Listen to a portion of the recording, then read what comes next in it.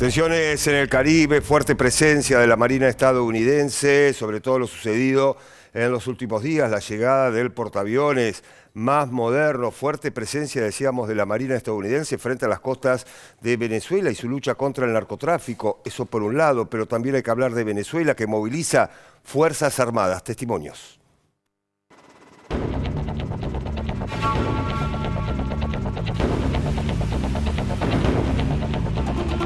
Well, the United States is involved in a very large military buildup in the Southern Caribbean. Something like 10% of the U.S. Navy's deployed assets are currently in the SOUTHCOM area of responsibility. This is not something that the region is accustomed to seeing. Normally, the United States has a much lighter military footprint in this region.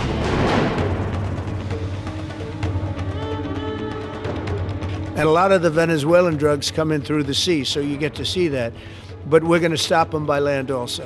A partir de este momento, al firmar esta ley, deben ser activados en la madrugada de hoy todos los comandos de defensa integral que reúnen a todas las instituciones públicas del Estado venezolano, a la institución militar y a todo el poder popular. Así que al firmar debe activarse la orden para que los comandos de defensa integral se instituyan, se estructuren y entren al trabajo. He is one of the largest narco traffickers in the world and a threat to our national security. Therefore, we've doubled his reward to $50 million. Under President Trump's leadership, Maduro will not escape justice and he will be held accountable for his despicable crimes. Somos amantes de la paz, amamos profundamente la paz. No queremos guerras ni aquí ni en ninguna parte del mundo. Pero si llegan a tocar a Venezuela, bueno, aquí no van a conseguir. Pásense por las calles, pásense por los cuarteles, pásense por las comunas, pásense por las unidades comunales de milicia y ahí verán un pueblo determinado a defender esta patria hasta la muerte. Well, the Maduro regime has responded by mobilizing, or what they think is mobilizing, citizen militias. We have significant doubts about whether these militias would actually fight in an invasion-type scenario, but they've nevertheless responded by showing videos of mobilizations in major urban centers. They've been very public about where they've placed their aerial defense systems. They've shown lots of videos of the Venezuelan armed forces preparing for conflict. I don't think full-scale invasion in this case is, I think it's unlikely to happen for two reasons. First, it doesn't fit with President Trump's modus operandi. President Trump forswore long-term, open-ended engagements with boots on the ground, going all the way back to his 2016 campaign, and I don't think it's in his modus operandi today either. It should also be noted that it doesn't fit the pattern of the deployment. Although the deployment has been very large, it hasn't featured a number of potential ground forces.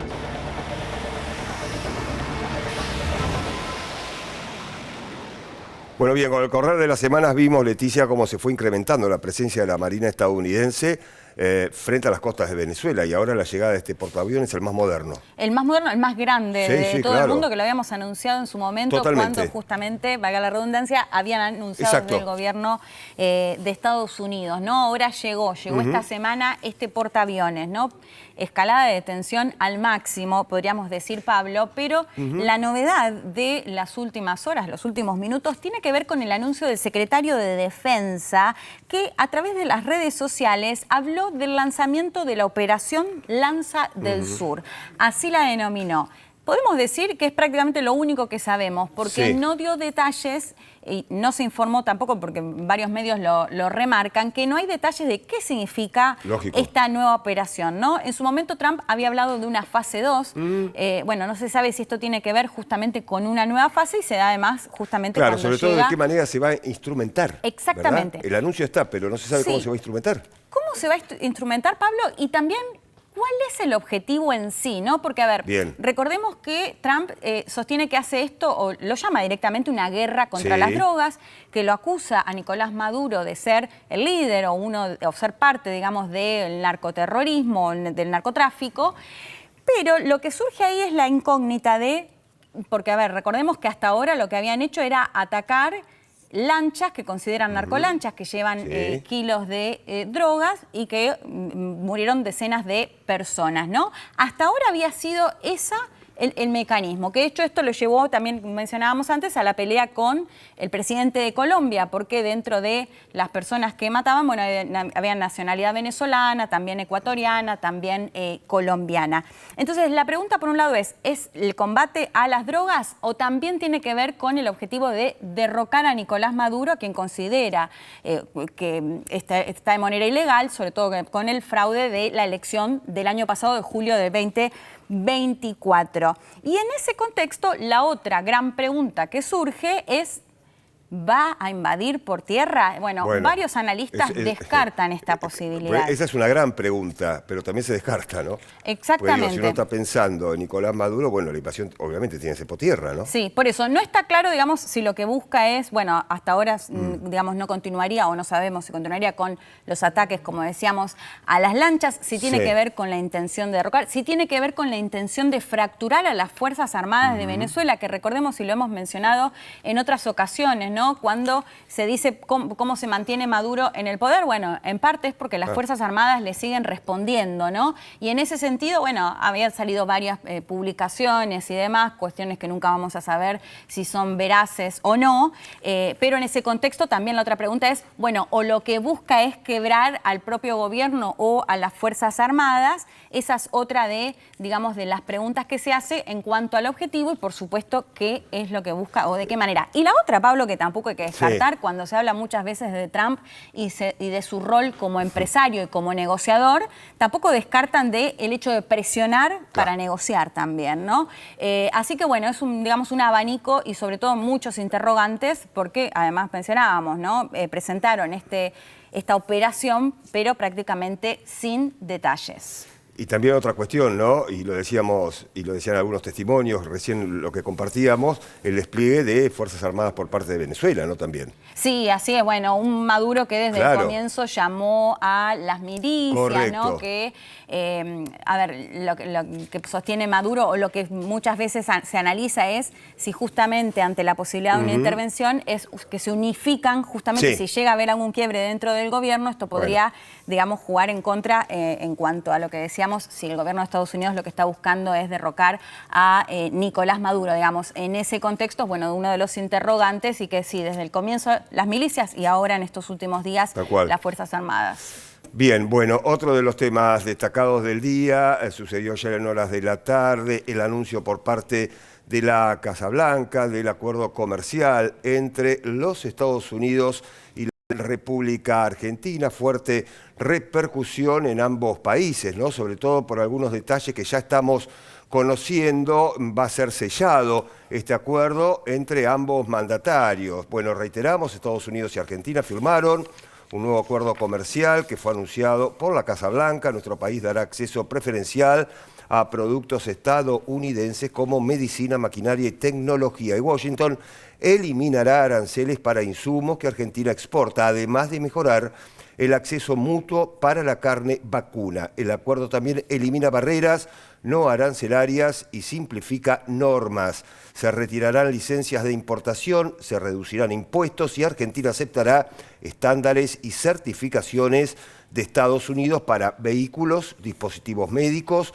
y fármacos. Además, ambas partes reforzarán la protección de la propiedad intelectual y combatirán la falsificación. En el plano productivo, Argentina abrirá su mercado a ganado vivo y aves de corral estadounidenses y asumirá compromisos laborales y ambientales. El pacto incluye cooperación en comercio digital, controles regulatorios y sectores estratégicos como minerales críticos. Y allí está parte de lo que se conoce hasta el momento. El comunicado de la Casa Blanca tiene que ver con este nuevo acuerdo comercial, en este caso anunciado ayer en horas de la tarde entre los Estados Unidos y nuestro país.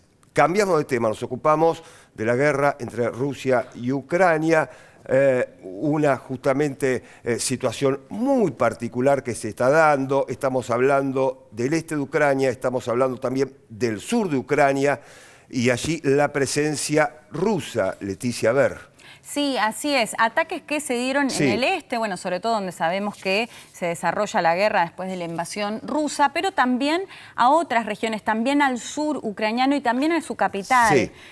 Kiev. De hecho, en el caso de la capital, lo que sostienen es que fue un ataque tanto con drones y misiles que no se registraba hacía meses y de hecho hay al menos un muerto y más de 20 heridos, ¿no? Sabemos que si bien la guerra está sobre todo enfocada en lo que es el Donbass, en la parte, en el sureste, digamos, de este país. No, estas son otras zonas totalmente diferentes. Exactamente, bueno, hablábamos, decía, de hecho, de la capital, del ataque más intenso que se registra en los últimos meses, con al menos un muerto y más de 20 heridos, en un contexto en el cual recordemos que quedó un poco en la nada la mesa de negociaciones, ¿no? Que pareciera quedó muy lejos aquella reunión entre Trump y Putin en Alaska y la posibilidad justamente de negociación, ¿no? Y después encuentros frustrados.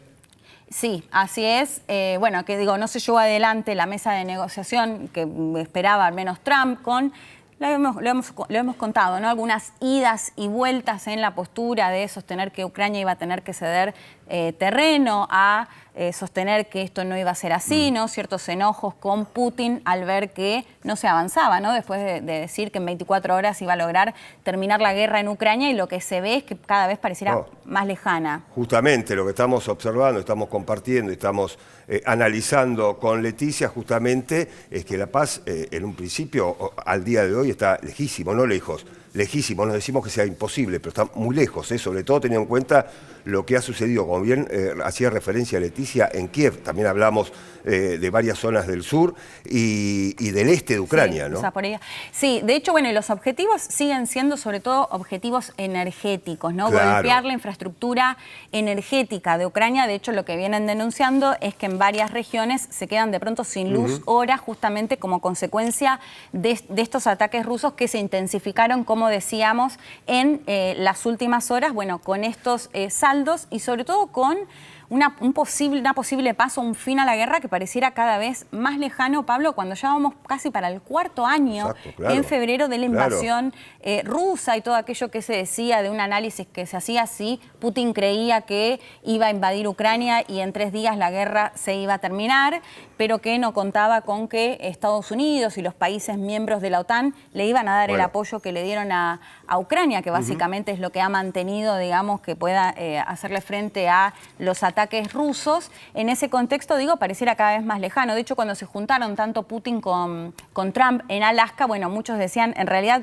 Putin, porque uno de los pedidos que viene haciendo Zelensky muy fuerte, es necesitamos un cese al fuego antes que nada para sentarnos a negociar, ¿no? Y desde el gobierno, el propio canciller ruso, Sergei Lavrov, había descartado esta posibilidad de un cese al fuego, que era el pedido de Ucrania, para sentarse o empezar a negociar, más allá de lo que venimos contando, ¿no? Situaciones que parecieran muy complejas, de que se llegue al final o efectivamente a una resolución, porque Rusia ocupó ya casi un 20% del territorio ucraniano, que sostiene que no va a ceder, y a su vez Zelensky, que también sostiene que no va a ceder su territorio que ocupó Rusia. Acá el problema radica básicamente, Leticia, en que ninguna de las partes quiere ceder nada. Da la sensación, ¿no? Ni Rusia quiere ceder, ni Ucrania quiere ceder. Entonces, un acuerdo o posible acuerdo al futuro inmediato prácticamente es medio imposible. Pero justamente sobre lo que está pasando en Ucrania, sobre la presencia rusa en diferentes zonas, estos son los testimonios. Дякую ще раз за службу. Ми поспілкувалися з командирами. Будемо робити все, щоб посилювати вас. Знаємо проблеми, які є. Ну, в принципі, вони однакові на всіх напрямках. Бережіть себе. Слава Україні!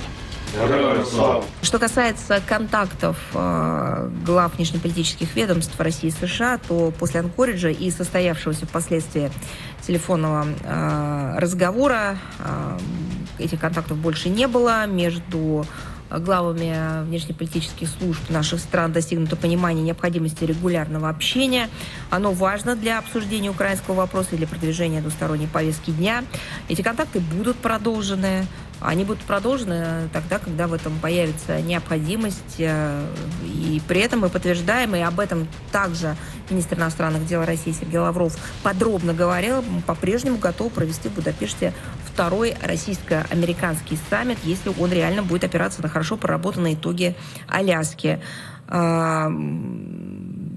Все детали по, так сказать, уже этому аспекту, это, конечно, прерогатива администрации президента Российской Федерации. Well, we can only go by what we see. I mean, I think they've stated clearly what they want is they want the rest of Donetsk, and obviously the Ukrainians aren't going to agree to that. So, what we see now is they continue long-range strikes into Ukraine, obviously to degrade their electrical grid and try to demoralize the country or what have you. And they've made some gains in Donetsk, and they're losing 7,000 soldiers a week. 7,000 dead soldiers a week from Russia's side.